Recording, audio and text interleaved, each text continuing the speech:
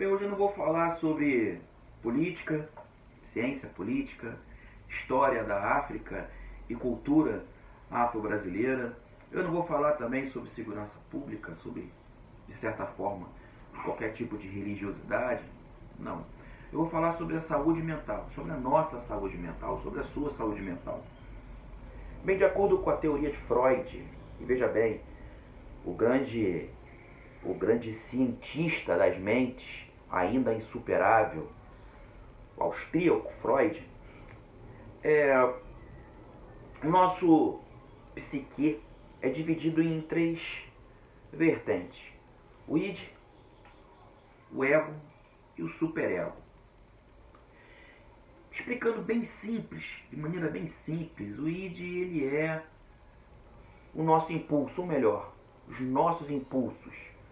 Aquele sentimento infantil antes da formação da personalidade de maneira madura. E os nossos impulsos, eles são divididos em dois caminhos, em duas direções. O impulso sexual e o impulso agressivo. Eles não andam necessariamente na mesma altura, isso não é uma balança. Mas eles são feitos de objetivos. O objetivo do impulso sexual, o objetivo do impulso agressivo. E aí quando a gente concentra, nossos impulsos em um objetivo, a gente costuma falar que isso é uma energia psíquica, chamada de catexia. O impulso sexual, ele é dividido em três formas. O impulso, na verdade, o libido, de acordo com Freud, ele é dividido em o desejo, o libido oral, que é a sucção, a primeira sensação do ser humano, a sucção ao mamar, ao ser amamentado pela sua mãe. O segundo é a sensação, o libido anal, que seria aquela necessidade prazerosa de defecar, que também é um dos primeiros passos de qualquer criança. E depois vem a parte fálica, tanto no homem quanto na mulher. O entendimento desse desejo fálico, e depois todos esses impulsos vão amadurecendo. Esse é o impulso sexual. O impulso sexual, o impulso agressivo, que fazem parte do id, são muito importantes para o futuro de qualquer indivíduo. Porque com o amadurecimento dele, do id, crescem os nossos desejos, os nossos medos, que podem se tornar em super medos, a nossa ansiedade, porque a nossa ansiedade nasce aí, ainda na fase infantil, porque o ego, quando vai se formando, a primeira coisa que ele faz é prevenir qualquer tipo de ameaça mental.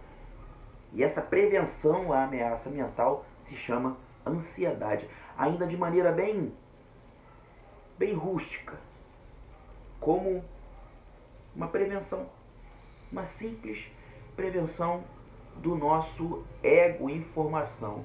E o que seria o ego? O ego é a nossa consciência.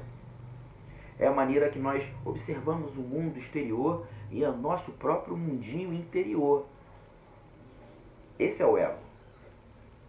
E aí nós temos o superego. E o que seria o superego? O superego é o nosso fiscal. É o nosso fiscal mental. É ele que nos diz se estamos agindo na medida certa. Ele faz uma avaliação, ou seja, quando nós estamos nos autoavaliando, o superego está funcionando. E aí podem acontecer resultados de processos mal resolvidos ainda lá na infância, lá nos impulsos, lá no id, que é o sentimento de posse, o sentimento de autodepreciação, um sentimento de inferioridade, de inveja, de bajulação. Todos são sentimentos superpotencializados pelo superego quando em desequilíbrio, quando a saúde mental está em desequilíbrio, porque a nossa infância, todos aqueles sentimentos que tivemos lá não foram bem resolvidos. E aí o ego, que começa a amadurecer por volta da adolescência, ainda crescendo, ainda formando uma personalidade, ele vai, por ser consciente, criando mecanismos muito conhecidos como neuroses. Neuroses muito conhecidas principalmente por fobias, pela ansiedade, pela depressão. Porque a partir desse momento, o ego já não produz a ansiedade por prevenção. Não. Na verdade, ele passa a usar como emergência. Toda vez que ele percebe que possa existir uma possibilidade de ataque à saúde mental, ele reage. Ele reage. E aí, normalmente, o que nós, indivíduos, costumamos fazer? Bem, ou você somatiza a sua ansiedade, caindo numa neurose grave, a sua depressão, caindo numa neurose grave, a sua culpabilidade, caindo numa neurose grave, ou você passa a buscar doses homeopáticas de venenos, venenos que vão te tirar da consciência e te levarem à inconsciência, agindo contra essas neuroses conhecidas como ansiedade e depressão. São as drogas, tanto legais quanto ilegais.